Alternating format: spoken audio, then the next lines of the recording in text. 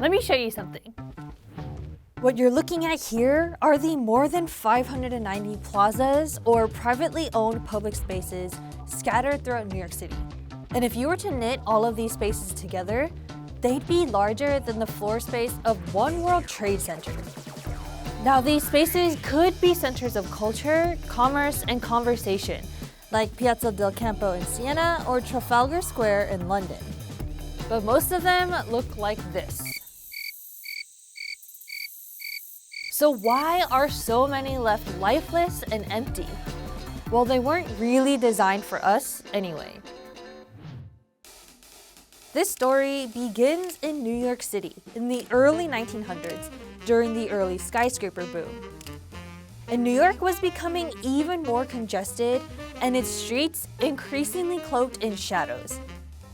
Cue the 1916 zoning resolution. This plan split the city into 5 height districts, each determining the maximum height of the buildings in relation to the width of the streets in front of it in that particular district. So a building in the one district could rise straight up the same ratio as the width of the street in front of it, before it had to be set back from the street line, so on and so forth. That way, sunlight could get through to the streets below. This ushered in the era of New York City's iconic wedding cake style buildings. One other notable clause of the zoning resolution stated that a building could rise to an unlimited height as long as its footprint didn't exceed 25% of the lot area. This caught the attention of developers of 2 skyscrapers. Both the Seagram building and the Lever House featured a slender vertical frame without setbacks, since each building's floor area only occupied 25% of the lot. Now, if you look at the base of both buildings, you'll see a large public plaza slightly raised above sidewalk level. The 2 intersecting masses of the buildings became the model for future skyscrapers throughout the city and helped pave the way for the 1961 zoning resolution, which made way for the influx of plazas and other privately owned public spaces that we still see today. Here's how. The new resolution offered a trade-off. In order to build taller or bulkier buildings, private developers would have to incorporate public spaces into their projects. This was considered a win-win. Developers gain more leasable floor space, while New Yorkers get a nice place to sit. Fast forward to today, and there are plenty more of these public spaces around New York City. But herein lies the problem.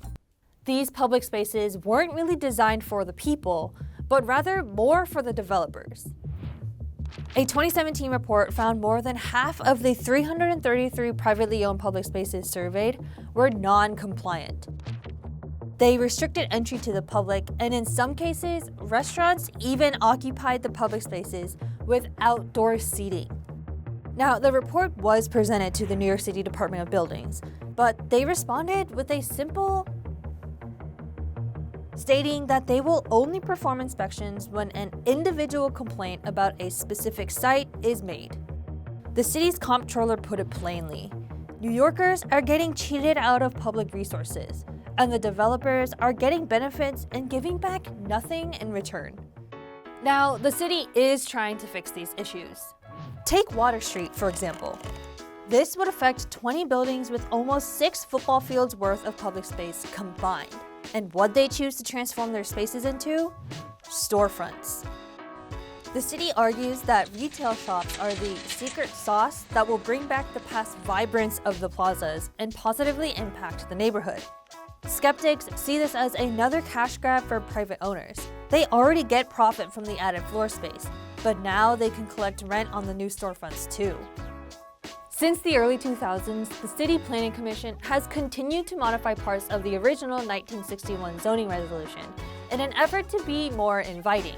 And research shows that New Yorkers welcome these public spaces, as long as they're easily accessible and have quality amenities. Have you seen any of these plazas around New York City? If so, leave a comment down below. And don't forget to click that subscribe button so you can stay up to date on our weekly videos. Until next time, see you later!